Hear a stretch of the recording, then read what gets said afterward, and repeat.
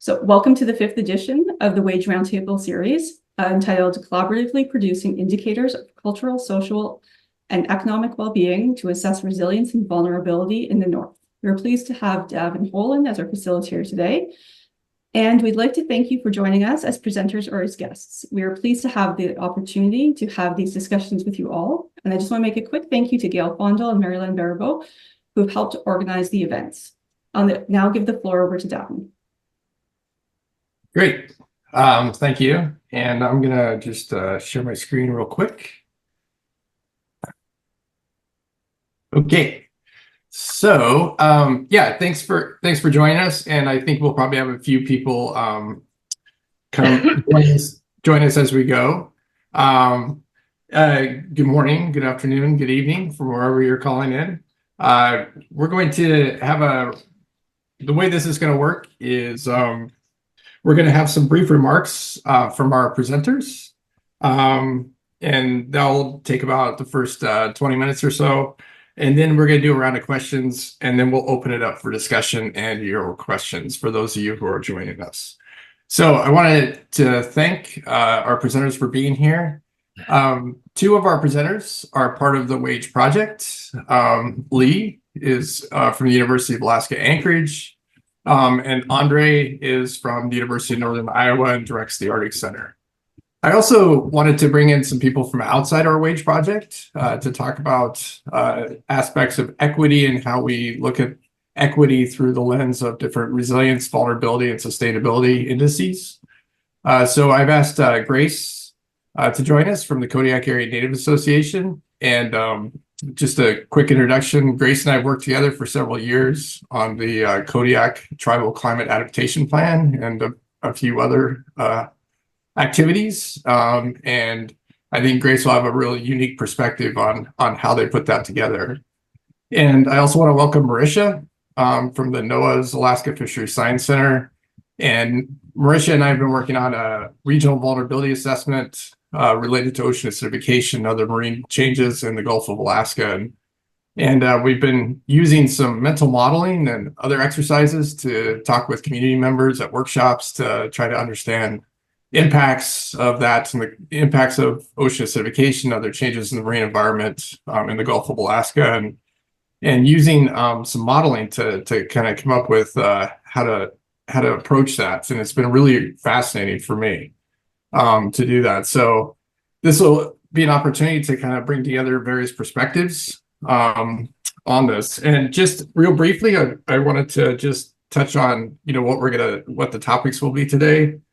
Indicators of vulnerability and resilience developed by scientists and government researchers are often predicated on data sets that may work in the global south, but are not culturally, socially, or economically relevant in predominantly indigenous communities in the north. Ideas such as sustainability and resilience are concepts sometimes difficult to convey when explaining the relevance of research to mostly remote, rural northern communities. However, the concept of community well-being is a framework that provides promise. So this panel will try to deconstruct the inherent juxtaposition of government research data based on resilience, sustainability, and vulnerability indices necessary for community decision-making and local perceptions of those same indices. This panel will discuss ideas for working more closely with communities to collaboratively produce social science indices that are culturally appropriate and embody local and traditional ways of knowing through a framework focusing on community well-being or other aspects. So I'm going to leave that there. Stop sharing here. And I'd like to provide the opportunity for each of our panelists to give a few brief remarks. You can share your screen and show a few things, or you could just discuss. And I'm going to first turn that over to Grace. Great. Thank you so much, David. And thank you everyone for having me here to speak and share a little bit about my perspective and experience. I'll go ahead and share my screen. I just have a little bit of a introduction slide for any of you who might not be as familiar with Kodiak Island, which is where I live and work.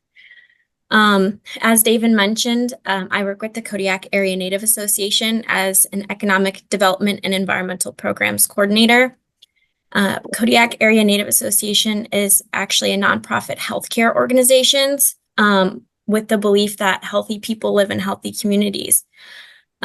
So one of our departments is environmental, to ensure that, people who, healthy people need to have a healthy environment that they are living in. So it's kind of taking that holistic approach, which I really appreciate about our organization. Kodiak Island is home to 10 federally recognized tribes. It is the traditional homelands of the Alutiiq-Sugpiaq people. The total population of the island is approximately 12,000 people. So it's a large island, but it has a relatively small population for the size of the island.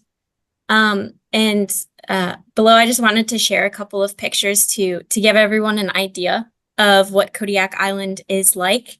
It's truly a beautiful, pristine land that Alutiiq-Sugpiaq people have done such a wonderful job preserving for so many years. A little bit more about what I do kind of on a day-to-day basis. As David mentioned, we've been working together for a number of years on a Kodiak Tribal Climate Adaptation Plan. And that is a regional plan that was tribally led by the 10 tribes here in Kodiak. So we put a steering committee together with representatives from each of those tribes to really lead the decision-making in what this climate adaptation plan looked like. And that's what I'm here to share more about today, are those perspectives that were gained throughout that process, because what it resulted in was something pretty different than what other climate adaptation plans look like.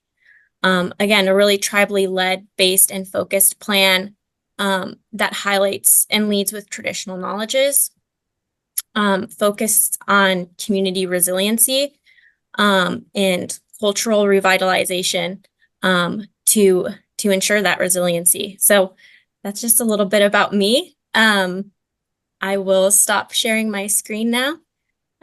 Again, thank you so much for having me here today. It's a real honor. Great. Thanks, Grace. Lee? Hi, I'm Lee Husky. I'm an emeritus professor of economics from the University of Alaska in Anchorage. And I appreciate this. When David asked me to do this, I said, I don't know anything about this. I'm an economist, but I appreciate the opportunity because it did give me some time to think about these questions. And I'm emeritus, that means I'm an old guy. And I realize I want to start off by just listing a few things that I thought about when I thought about the problem, the question of developing culturally appropriate indices. They're just quick, but they're all problems. So that's so I kind of have is the grumpy old guy thing here. So I'm sorry, but let me just say 5 things that I thought about quickly that we should think about when we're talking about developing indices. We all know that secondary information, secondary data is questionable in small communities. I think that's also true of surveys. So we should always question the information we're working with. Where did it come from? How is it available? The one problem that I thought a great deal about was the difference in the timing, I guess, of these two topics, where sustainability and resilience are dynamic things. They happen over time. And indices tend to be static things, something we view today. And so when we think about these indices, we have to think about how do we bridge the gap between thinking about these long-term issues with static or today kind of information. The third thing I thought about was scale. What scale are we talking about? State, community, individual, because the indices and the consequences of action will differ by scale. And then I'd like to say I thought a lot about this, but I thought about this. It occurred to me, I guess, is what,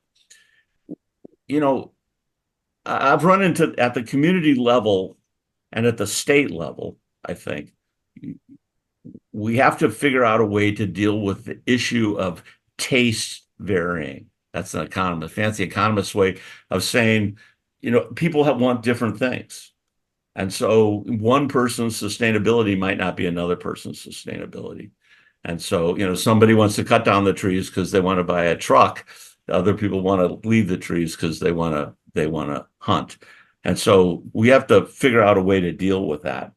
And then finally, when I looked at the paper that David included along this, I was struck by the huge number of indicators. And I was thinking, as a policymaker, I've never been a policymaker, so you guys, but we really need to focus. We need to find a way to describe this in as few indicators as we can for policy purposes, I think, to be able to act quickly and to be able to move fast. So that's the grumpy old man. I'll get less grumpy as the morning goes on, so I promise. Okay, thank you. It is only 8 o'clock in Alaska, so. Yeah. Andre. All right. Hi, everyone. My name is Andrei Petrov. I'm director of Arctic Center, as David mentioned, and I've been involved in a lot of various kinds of indicators projects. I think that's so I actually had the opposite problem in the sense to see what exactly I'm going to talk about. I have a lot of slides here, so I don't know. I don't want to really show them. Maybe just talk through some of them. Maybe I could share my screen, I guess. Why not? Right, David? Just stop me when it's becoming horrible, okay? I don't think you see it, though. Do you see this? Yeah. So, I just want to say a few words. First of all, our traditional approach to indicators would be a bad approach, right? The best available data approach. So really what we have done in many cases is just, and many projects have done that, and that's really something that we have to do in a way to do, especially circumpolar scans, is to take the data that is available. ASI, I'm going to give a shout out, of course, to Arctic Social Indicators, has done it, and possibly the best way possible, but still, that was that bad approach. It's a list of projects that done that. The other way of doing indicators is more community-based approach, right? Where we work with communities and try to develop indicators that are relevant to them. Now, the challenge among many challenges is most of those indicator systems are regional or local, and they are really focused on what is important, as Lee was saying, to specific communities and groups within those communities. So that becomes sort of an issue of generalizing, but at the same time, it does reflect more so the interest of communities. At the same time, it still comes very often as the researchers coming in and kind of asking and trying to develop indicator framework. So the alternative way, of course, will be co-production of indicators, which means, I guess we're going to talk about, means that communities and researchers work collectively and together from the very start to develop those systems. If we briefly say bad things about existing approaches, if we want, is first of all, typically not integrated and fragmentary. There's very little monitoring in many systems. As Lee said, it's very snapshot based. So we're looking at now, and it's very difficult to monitoring back or obviously forward. And that's exactly the challenge of measuring such dynamic things as resilience and vulnerability. Limited abilities to collect or analyze data, including, simply resources, but just other constraints that are there. Dependence on southern indicators that typically imported in northern communities. Very important pitfall, I think, which is difficult to resolve, but it is there, the quantitative tilt. So we really tend to use numbers and tend to use quantitative measures at the expense of quality of assessments, which may be more difficult to interpret and do, but they still could be really important. Varying stakeholder interests, right, and negotiated nature of indicators, typically with all kinds of stakeholders, rights holders, decision makers. Lack of firm theoretical framework for many of them, with just an eclectic sort of, again, best available data approach. That makes also comparisons difficult because, of course, the existing data sets or even the ones that collected sporadically are very difficult to compare or contrast or do anything across the board to see how things are changing or what are the relative positioning of different communities. Of course, the main issue, though, is the limited community input, and in many cases, very little community input, and partially because there is no existing data to address some of these concerns, and collecting new data typically is a big challenge. So in the local context, it's possible, but when we move up into a circumpolar scale, that's, of course, becoming increasingly challenging.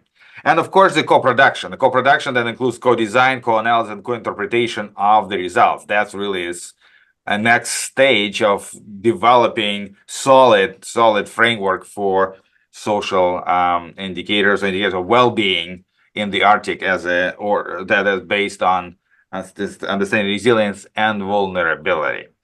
I don't want to show some of this, but this is ASI. Everybody knows them. Everybody remembers 6 domains that we developed, very top-down process. Although it was applied at some communities. I actually want to give a shout out to that. We did do that for some places, ASI2 and some follow-up projects kind of worked with communities to narrow down the 6 domains of Arctic social indicators to make them more community relevant, responsive, trackable, comparable, using disaggregated data that is collected no cost for communities with appropriate baselines selected, and trying to emphasize strength rather than vulnerabilities. I mean, it was done in Inuvialut region, for example, years ago, where we worked with the IRC, which is Inuvialut Regional Corporation, to kind of develop sets that would be palatable, both from the standpoint not collecting much new data, but also responding to what they're interested in. But still, again, that's all limited by what was already existing and collected. So the next stage, which I think we're going to talk about, maybe I just give a quick shout to that, is a co-production, which is based on equitable engagement of knowledge systems, right, that is embedded in Indigenous rights and recognition of values and recognition of all rights and stakeholders, and of course, knowledge sovereignty and ownership. And that is really, in a way, the co-production of indicators and co-production of data is really a relatively new way of looking at things, and we don't know a lot of the issues that could be there. I guess we do know the issues, don't know the responses to how we deal with ensuring equitability, ensuring sovereignty, in ensuring that we are engaging all possible right stake and knowledge holders.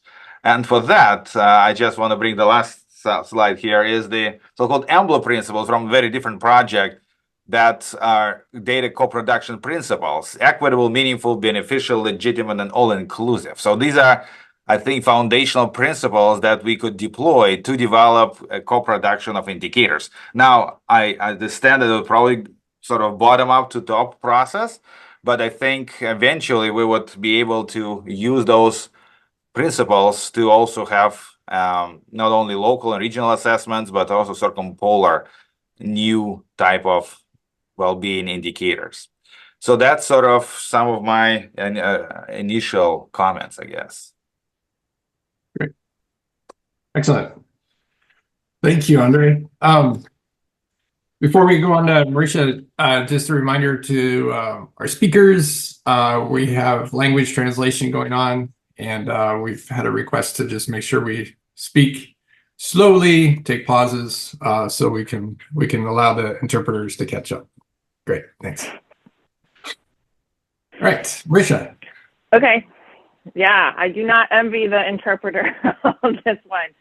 So my name is Marisha Shimkoviak. I'm a social scientist with NOAA's Alaska Fisheries Science Center in Juneau. And for those who aren't sort of familiar with, like, what is NOAA? What does NOAA do? So NOAA Fisheries is under the Department of Commerce in the U.S. And the vast majority of the Science Center work that I am part of is around the biological sustainability of our fisheries. So I am one of 2 social scientists in a Science Center of 330 full-time scientists across biology, oceanography, genetics, you name it, the various ways in which we study fish. And so my work in indicators really kind of intersects in sort of various ways. And I have a project that we did sort of, I think, at the same time that the salmon well-being project was being done, that I'll speak to in response to one of your other questions, David. But a lot of the ways in which sort of NOAA employs indicators is in various annual reporting mechanisms. We have a huge economic report called the Economic Safe, which gives you all kinds of sort of tables and indicators of how well sort of like fishing revenues across different species and fleets and so on. We have in the past included economic indicators, sort of broad, large ecosystem sort of status reports around human dimensions in terms of population migrations, school enrollment, this kind of thing. I would say in general, sort of as, you know, 2 social scientists out of 300 something, with a large sort of input from the East Coast headquarters on kind of, you know, what they want to see. We're often sort of made to put indicators into places that sort of make no sense to us, or it's not the best use of this kind of work. So I've also applied this well-being framework that David spoke to in a case study in Sitka that I'll speak to as well. And I think after that, I sort of Lee stole some of my thunder, like comments about, like, you know, time and scale and the issues with relying on secondary data. So I'm also, you know, kind of concerned that in primary data collections, we're kind of perpetuating a culture of academic extraction from our communities, and sort of to what end, right?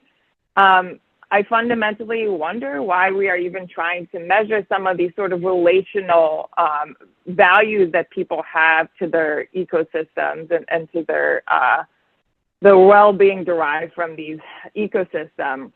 And so I started thinking, in response to these questions that David put up, you know, who are we measuring for, and fundamentally to what end? And should we sort of be thinking about that and that's, again, coming from me as a social scientist in an agency where I am often made to be responsive about, oh, we need like a human dimensions indicator in this thing. Whereas to me as a social scientist, it makes absolutely no sense to sort of think in this kind of framework. So are we measuring fundamentally progress or losses? I think in sort of one of our directives for NOAA fisheries is to be in line with the Magnuson-Stevens Act, and a lot of the sort of interpretation of what we do is in relation to a national standard that's focusing on continued engagement of our fishing communities. So a large part of what we're sort of asked to do is to, you know, figure out if that engagement essentially is changing or not. So then the question rises to me around, are we measuring sort of progress in something that we're doing, or are we measuring essentially losses?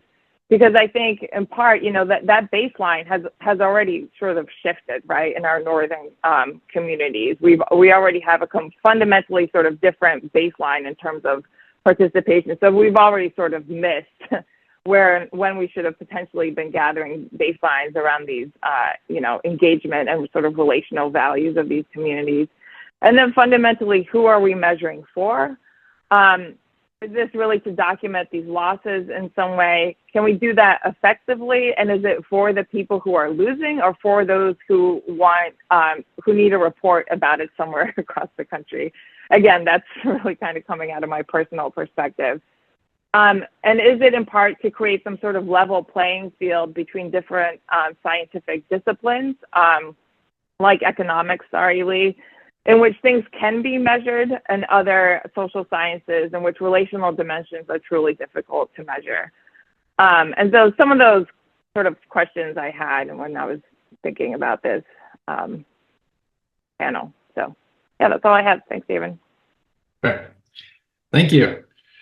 Excellent. I think we've been well set up for a series of questions. And what we're going to do now is we'll have, I sent out 3 questions to the panel. And one thing I want to say is that if you feel like you've already answered the question, feel free to pass on to the next person, or if you don't have anything to say, do not feel like you have to answer the question. So because afterwards we're going to open it up for questions from our audience, and maybe we'll have some more interesting questions than the ones I put together.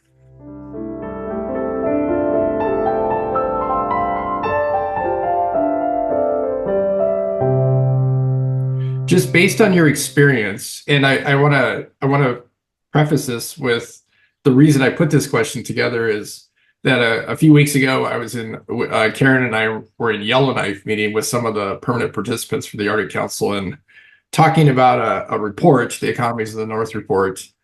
And one thing I kept hearing is that a lot of times these kind of data sets that are put together to describe northern communities come from a deficit perspective. And that term kept coming up over and over again. And it wasn't just from one person, it was from several people. So the question is, based on your experience, are data on northern communities typically from a vulnerability or deficit perspective, or are they from a resilience perspective? And if do you have any examples? And I'm gonna reverse the order here. So sorry, Marisha, you get to go again. Okay, I'm fine. And then bowling with Grace. So, and by the way, I didn't put you in any specific order. I just put it alphabetized by last name. So, so go ahead. Okay. Yeah.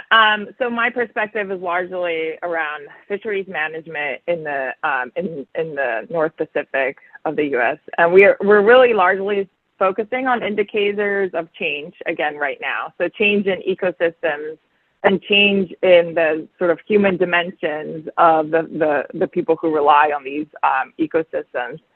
And I think that that's largely about vulnerability, right? So it is about that deficit sort of perspective. We're largely focusing on metrics of fisheries engagement. So that goes back to that Magnuson-Stevens Act. So number of boats, permits, landed pounds. Again, we have experience sort of putting in human dimensions indicators in places that I think they do not fit. And the annual data, and so that largely focuses on commercial fishing engagement. And as David is well versed, our capacity to really do that for subsistence and other, sort of participation is pretty poor. We don't have sort of annual data for many of these relationships. And we have experimented with different kinds of human dimensions indicators in different kinds of spaces that, again, I do not think they fit particularly well. Yeah, so I sort of spoke about the human indicators we put into these large ecosystem reports that also sort of fundamentally these other metrics are on an ecosystem level. Once we as social scientists put indicators in there, we sort of boil them down to the community level again. And that's getting back to that, like, what is the geographic scope and the disconnect when you're sort of asked to put something into a report that's coming from a different discipline. We publish these annual community engagement reports that focus on harvesting and processing. Again, that sort of changes over time within a subset of our fishing communities in the region. These also have fisheries tax information and school enrollment. And then we have this huge sort of economic report that we publish annually that focuses on these landings and revenues by species. And yeah, and that really all sort of goes back to that MSA standard. And it's honestly, it's nearly all economic information, and nearly all of it is focused on commercial engagement in fisheries.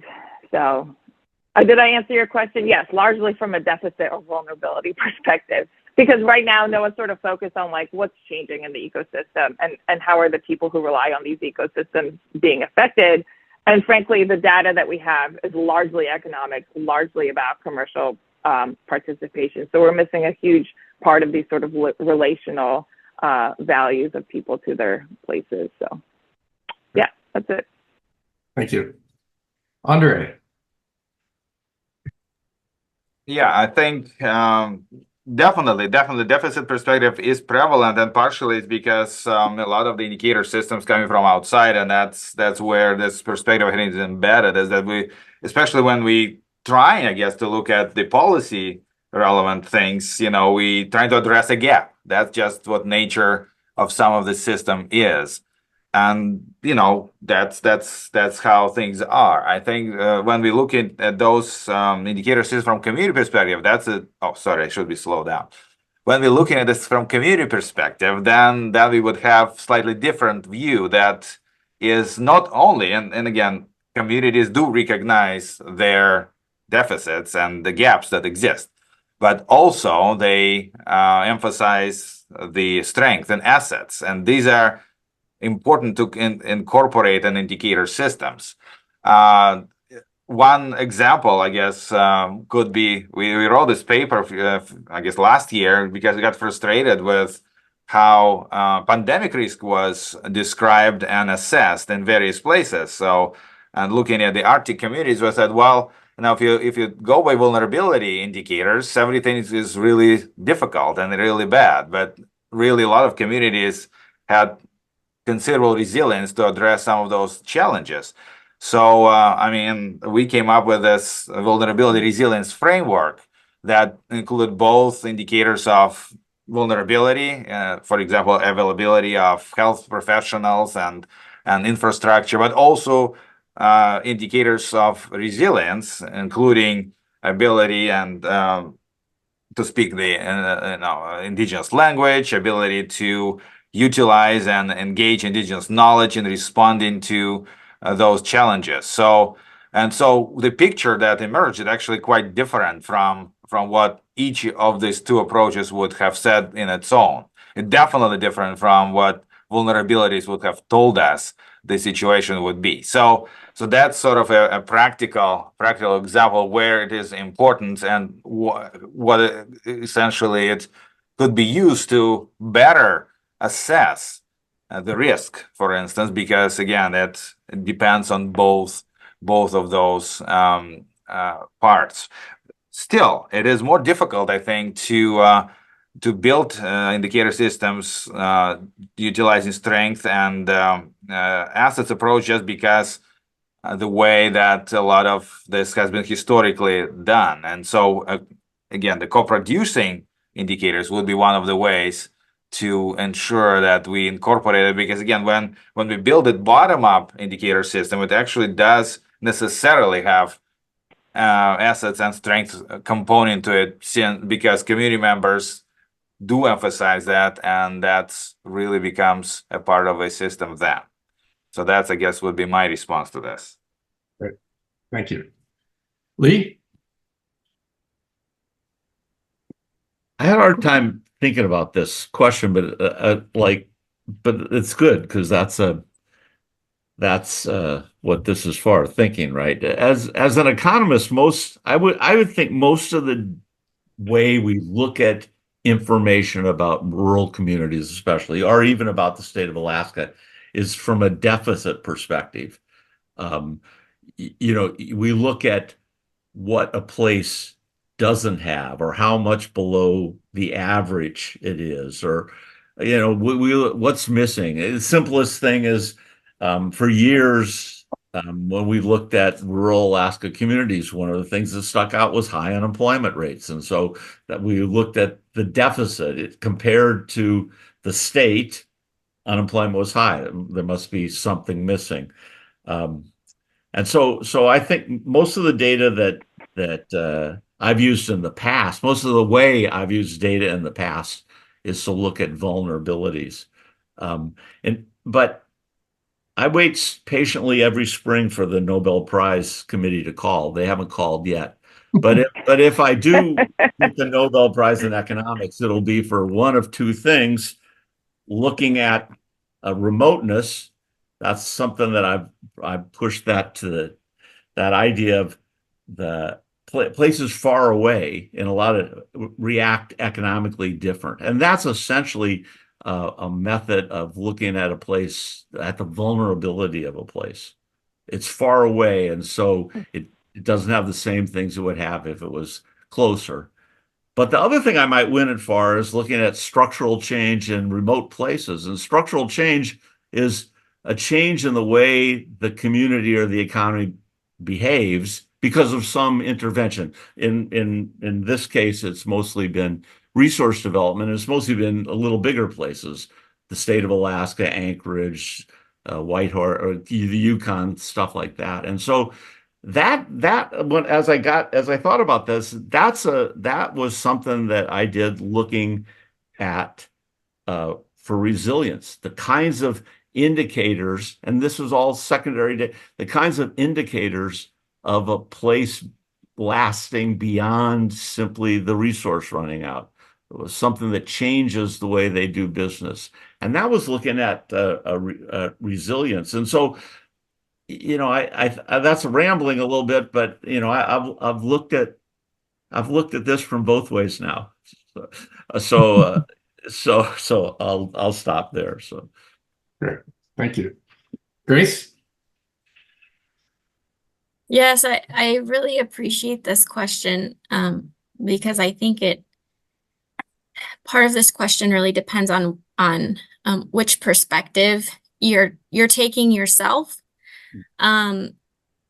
You know, I think a lot of the Western data that does exist is coming from a deficit position because there's this thought that this data and this knowledge does not currently exist because it's not being presented in a way that we're used to seeing in Western science. But one of the things I think back to talking to some tribal and rural community members is, you know, they'll have scientists and researchers come into their community to do these studies because this data doesn't exist, right? We don't have any data sets that represent this. And they sit back and watch them do these long studies to come to this conclusion that tribal members could have already shared. These are things that they have already observed, and they already have, you know, their own form of data sets that exist. So yes, I do think the data sets that exist do come from this deficit position, but only because there's this thought that the data doesn't exist. So that's really exciting. It's really exciting now. I think we're moving in the right direction of how we can look at data differently, and how it's collected differently and how it's being used to get to that resilience perspective. I know that that's something tribes in our region are definitely advocating for. So one example I can think of specifically is ocean acidification data. This is baseline data that's been collected for a number of years, and while tribes can recognize the importance of collecting that data, they're really challenging us to look at it from a different perspective beyond just collecting it for baseline purposes. How can we use this data to ensure resilient communities? And yeah, how can we implement this data and use this data to make sure it's impactful to the communities? And that also mixes in, I think, a little bit of that vulnerability perspective. So there is that recognition there that the resilience and vulnerability perspective is definitely lacking. But I think we're moving in the right direction for sure.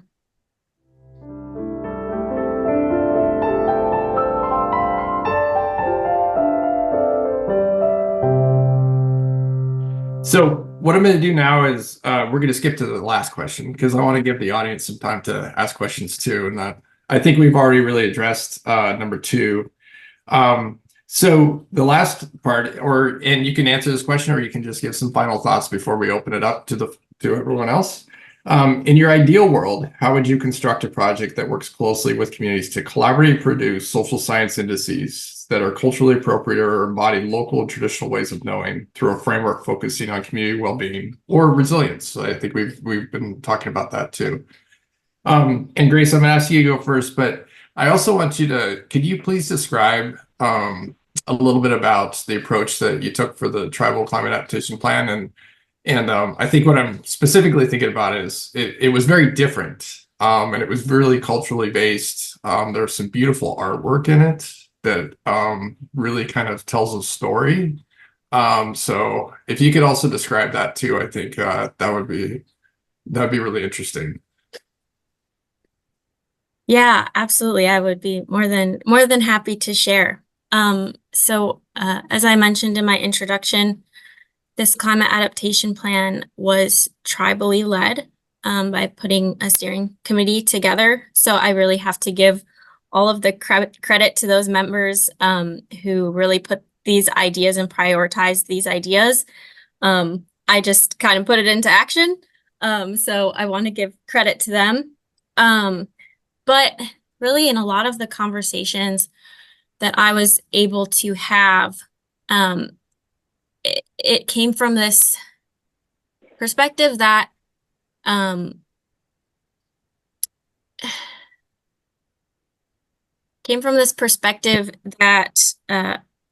like I mentioned earlier, this knowledge and this data exists already.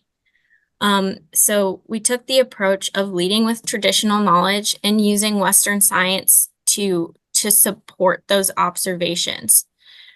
So we actually didn't start with a vulnerability assessment in this climate adaptation process. We started by having conversations with those who are living on this land to say, what vulnerabilities are you noticing? What are the stories that have been passed down? And leading with that knowledge and that storytelling. So as an example, in the climate adaptation plan, when we go through the section that's talking about how the climate is changing here in Kodiak, we're leading with these stories that were passed down from elders. And these little snippets in quotes, for example, one is when we see the green reach the top of the tallest mountains in the summer is when we will begin to see the most drastic change. And that person went on to share with me that they noticed, I think it was in about 2020 or 2021 was the first time that they noticed the grass reaching the very top of the tallest mountains in Kodiak. And so it's really interesting now to be able to support that with showing, how these changes are happening, and to continue this data set of, okay, is the most drastic change really starting from that point? We're also looking at, again, through some of the conversations, and sorry, this is going to be kind of a long-winded answer. Again, some of the conversations that were had was, I'm sorry, I keep losing my train of thought.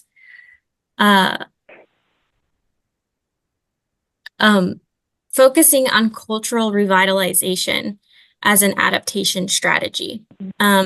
Because when we look at tribes in these rural communities, they have a long history of resiliency already. They have lived through multiple different changes in kind of climate. And really what carried them through that resiliency was their traditional way of living. What's so different now, I think, is that there's this lack of an ability to practice these traditional ways of living, and that's really becoming detrimental to their resiliency in their communities. So by encouraging this cultural revitalization, we can really help ensure the resiliency of these communities by allowing tribes to continue to practice their way of life and their culture. So that's a little bit about the climate adaptation plan, I think that David was hoping to highlight. And because I spent so long describing that, I'll just really briefly answer that question in an ideal world, how we would construct a project. And one of the examples that I think of that is really, really cool are sea gardens or clam gardens. It's a traditional practice that researchers are now kind of starting to spend more time looking at, and it's not something that's really commonly practiced anymore. But I think it's a really great opportunity to, in some of the communities that I've worked with, there's this knowledge that populations of shellfish and clams are changing in their communities, but there's not quite an understanding as to why, and it's becoming a bit of a lost practice. So there's also a bit of not knowing where to even harvest shellfish and clams anymore. So I think by being able to bring in researchers to kind of do some biomass surveys and some population and aging studies and try to locate really where these clam beaches are and where the populations do exist now, and then bringing in the traditional practice of creating a sea or clam garden to really bring that population back up to speed. It's kind of like this perfect mix of using Western science and traditional knowledges to create a beautiful, resilient kind of community. So I hope that answered your question. Great. Excellent. Thank you. And no, exactly. You touched on all the things I was hoping you would touch on. So thank you.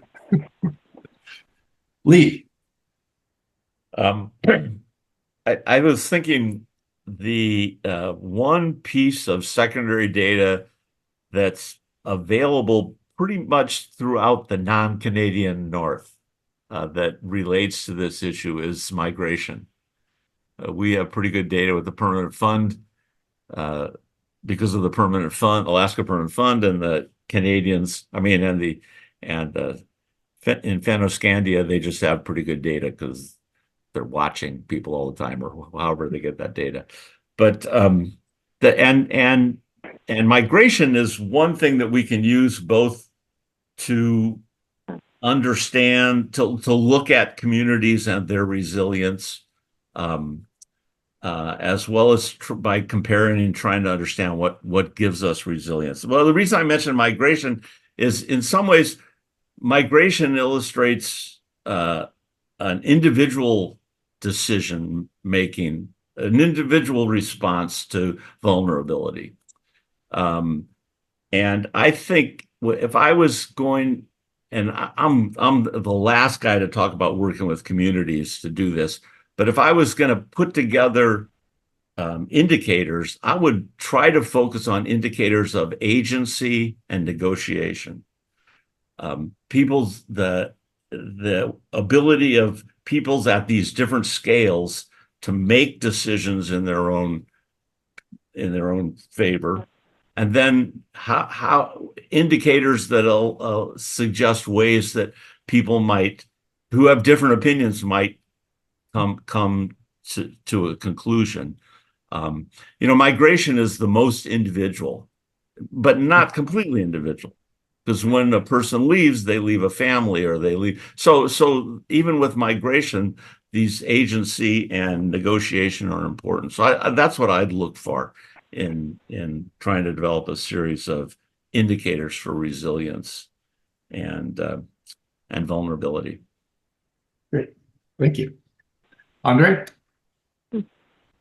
Yeah. Maybe first I'll quickly come back to the previous discussion and point out that it's not just the way indicators are designed, but also the way they're analyzed and interpreted that matters. So the way that it's looked at vulnerabilities perspective or resilience may also depend on how we interpret the same indicator.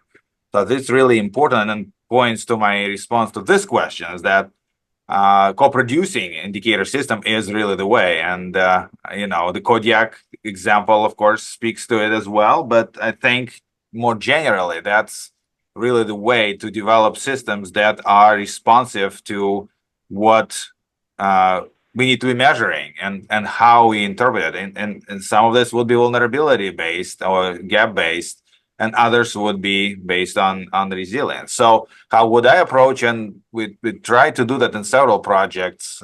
For instance, measuring urban sustainability in the Arctic, where we quickly abandoned, I think, or at least de-emphasized the first approach that we tried, which is applying the sustainable development goals indicators to the cities. Well, we realized that the city that we work with don't really use or understand or feel that those are necessary, and so developing a new system that is through the work with the local advisory boards and the local community organizations. That's really the way it seems to be much more useful in the given context for those communities we're working with. But also, it still allows us, and we haven't done it yet, but I think it still allows us to kind of build the more circumpolar way of looking at it. I guess, a person who really interested in broader comparisons too. And I think we still, even though we built individual systems that are pertaining to each community and based on communities' inputs and co-production in that context, I think we can still also co-produce a larger system if we need to. Maybe we don't, but if we do, I think that's also the way that could be done. It just takes time. And takes developing a relationship, and that's where a lot of the previous efforts lacked. And I think now, while we understand their pitfalls and why those systems are no longer relevant in the way that they could be if we utilize those processes from the start, then we really understand the value of co-producing those indicators. But by which I mean not only co-designing them, the questions, the indicator itself, administering if needed, data collection or collection of existing data, and then interpreting collectively as well. And that's really, I think, where a lot of could be done already. If we even existing data sets are interpreted in a co-productive manner, it really would help us to advance quickly in the right direction. So that's sort of my thoughts. Thank you. Excellent. Marisha? Yeah, I'll be quick because I'm at the point where I mostly just want to hear from everybody else on the panel. But I did participate in a process, or I led a process in the Southeast Alaska community of Sitka, where we did go through this multi-year effort of trying to co-produce well-being indicators with the community of their ties to their marine ecosystem and how that is changing. And without sort of getting into the details of that, I would say, because we wanted to sort of extend out beyond these like traditional uses of, or conventional uses of economic indicators in all of our reporting and so on. And despite a multi-year process in the community of going from identifying connections to the marine ecosystem for the community and coming up, co-producing a series of indicators, we really we fell short on a lot of these sort of relationships of the community to their marine ecosystem, specifically in terms of sort of those relationships. So intra-family fishing relationships, subsistence sharing relationships that people wanted to sort of have indicators for, also around mental and physical health, and how in response to changing marine ecosystem conditions. And this was after we spent a lot of time really kind of digging to see if we could find this, and around equity and engagement in management and processes as well. People wanted to have sort of indicators of these things that we, again, really kind of fell short on finding. And sort of going back and forth on potential indicators of these things with community members, and they would go, well, that's not really representing the thing that I kind of wanted to represent. And it's like, okay, this is the best kind of proxy that we really have for these sort of engagement processes. Again, that goes back to secondary data, which is a hindrance, but then primary data collections come, with their own sort of bag of tricks around extraction. And again, who is this for and why, essentially, are we doing this? And also, the human capital and all these kinds of costs associated with gathering these things. So in response to this last question, I really don't think about gathering indicators anymore. That process was so deflating. So I'm really interested to hear these other perspectives about what to gather. I find that the proxies that we've tried to come up with are very poor for these things that we're trying to measure. But I do have a little bit of interest in indicators still in terms of measuring process. And so thinking about measuring, the process of adaptation. So not focusing on the outcome, because I think at least I have personally failed in measuring that so far, but thinking about process. So I'd be interested to hear if other people are sort of thinking, have any sort of insight on any of that. Yeah, thanks, David. Thanks. Okay, perfect timing. So we have about 30 minutes left, and for the last half hour, I wanted to open it up. And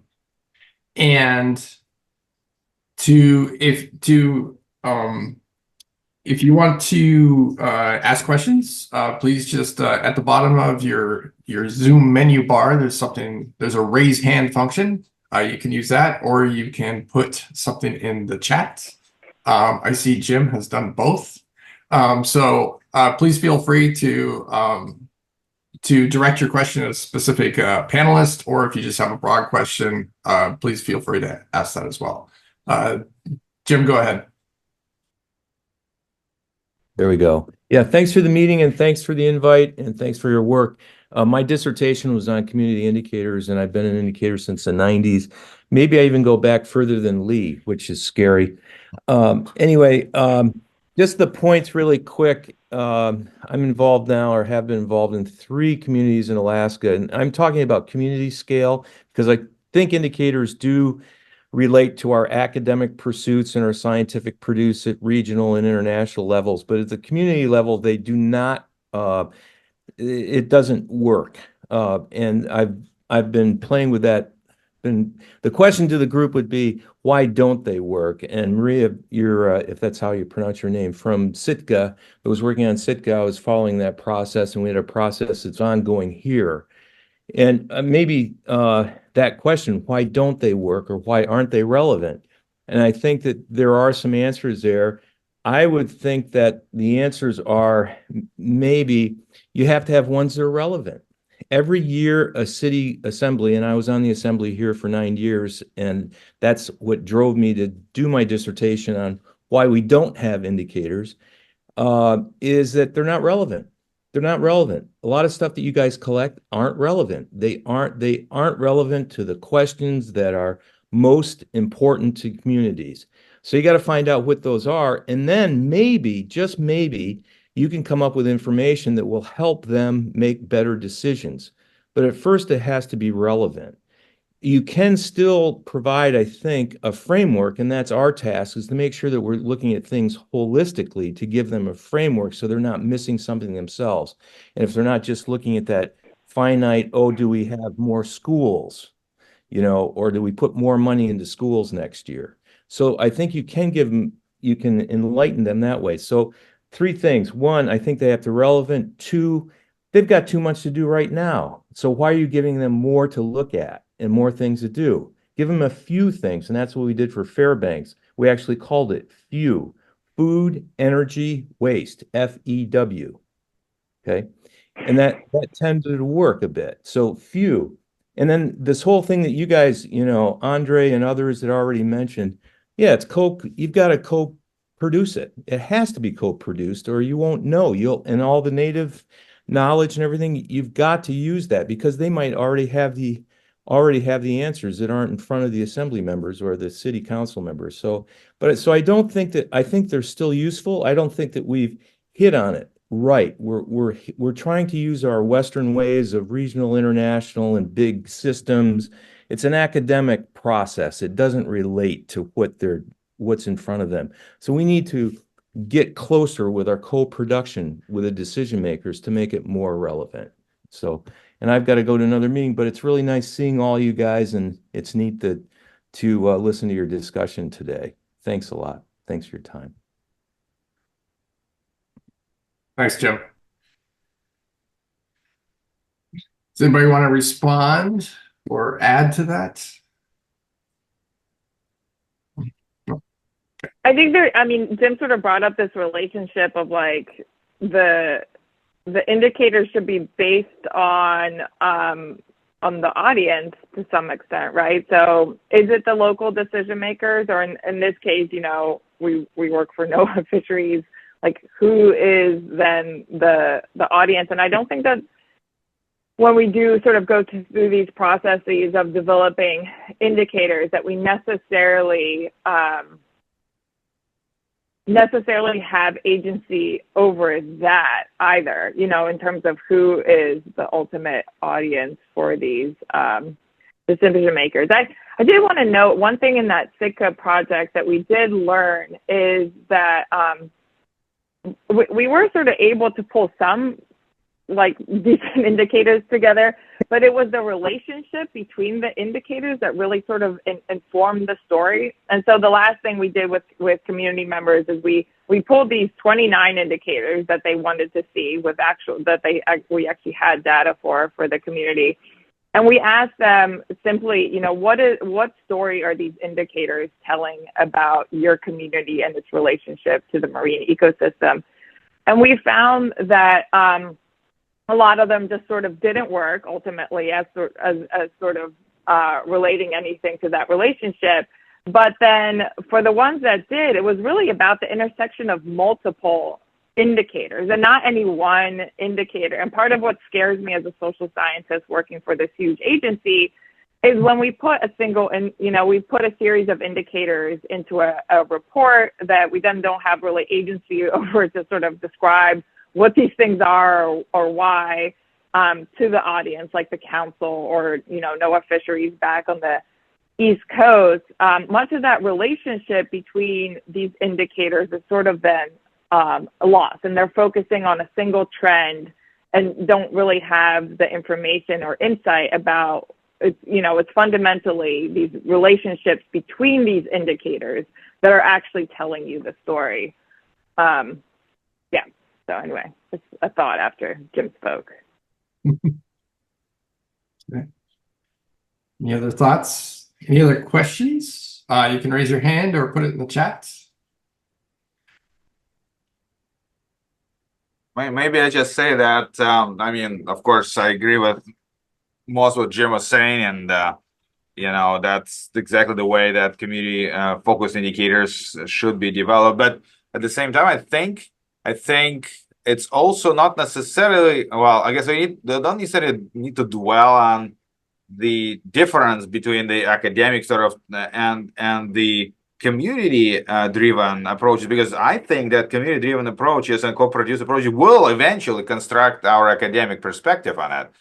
So I think it's just changing academic perspective. That's what we really need to be looking at from the academic side. So the way that we really approach that, right? So looking at those opportunities to reconstruct how we or reimagine how we look at indicator systems in academia or in other contexts as well. So I think that's really a powerful future for that. Okay. Thanks. Hey, is there any other questions? I could call on some of our Can we students. ask each other questions? Oh, yeah. Yeah, please do. Yeah. Yeah, I was interested in this idea of remoteness, meaning that communities react differently. And if you had any sort of, if you could explain that or like dig into that a little bit more, yeah. Well, you could wait for my Nobel Prize speech, but Okay. remoteness as an idea has been around quite some time, and I think the first use was a guy named Charlie Levin talked about Alaska and trying to figure out limits to development. I know this is limits to development that are the result of being far away, and not necessarily physically far away in a lot of things. So it changes your costs, it changes, and if a remote region is a region that's far away but has open borders. So those two things combined. But essentially, the simplest way to think about remoteness is that it's far from the action. So it may affect the political aspect of things. It may affect the economic aspects of things. So it's kind of a broad concept. Yeah, anyway, and I think it's been applied a fair amount in Alaska. So I don't know if that helped, but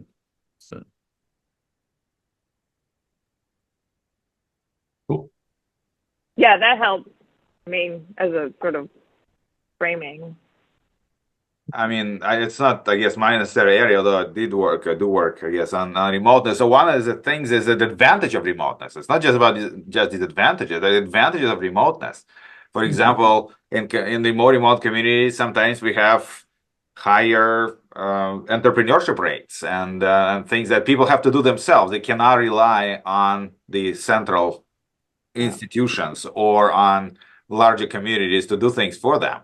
So that's really sometimes a splash. I mean, there is a backwash typically around larger cities, for instance, and then you go further, people have to deal with their things, and they really take advantage of that and do it.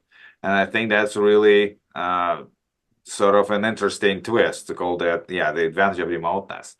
So that's, again, how you interpret the thing. I mean, the distance is figure.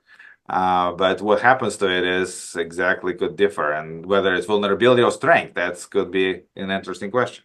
Yeah. Karen, you had a question? So I'm wondering how then, if the development of the work and everything comes from the communities, and so it's obviously going to be different from community to community based on the needs and how resilience indicators are created and co-created, co-defined, and discussed. So I'm wondering how that translates, or how that can be translated into policy action if everything is different. Like how, the policymakers might want to see it as like, oh, we're looking for something in broad strokes, but that's not the reality for people. So how do we bridge that gap, or maybe not gap, but bridge that that space between, the communities and then the policy process, when different needs and wants could be. Okay, this is a terribly formed question, but when everything is different based on the local needs and in situations, how does that come into the policy process?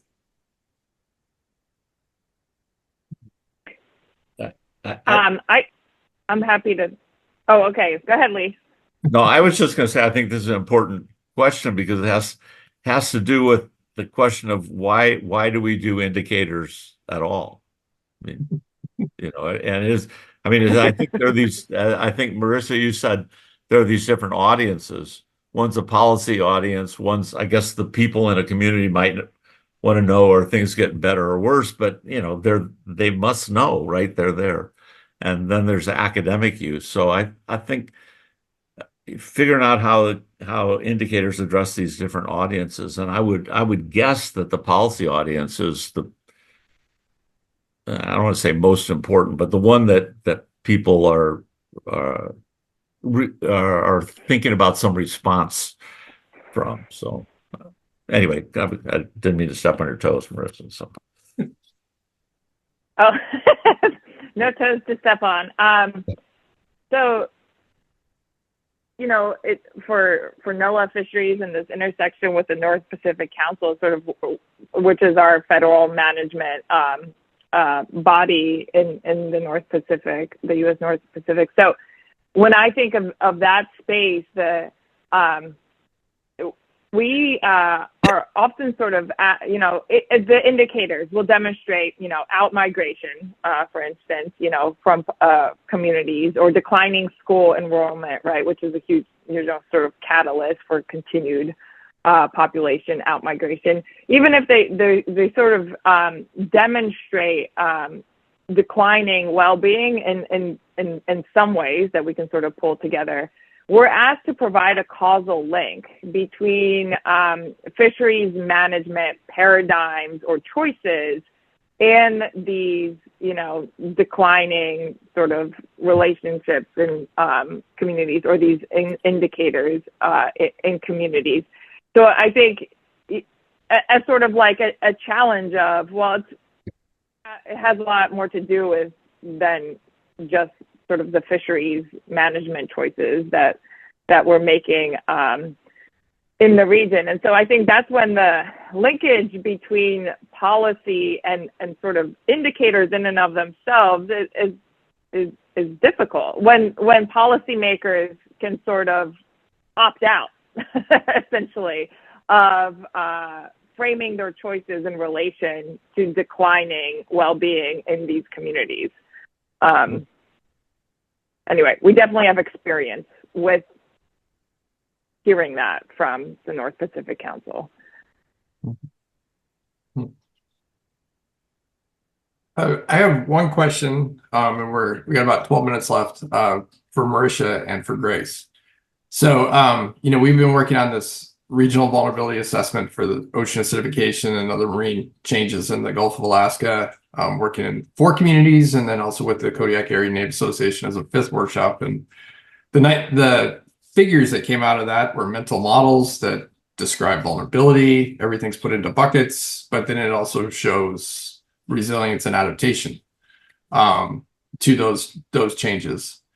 I guess my question for you guys is, Marisha, as somebody embedded in NOAA and somebody that's very familiar with the council process, how might that project actually be useful in the council process? And for Grace, I sent you those figures, and were those useful for your adaptation plan for the communities? So kind of looking at the two sides here, one is the policy side, and the other one is actually for the communities. Like, can that data set benefit both projects?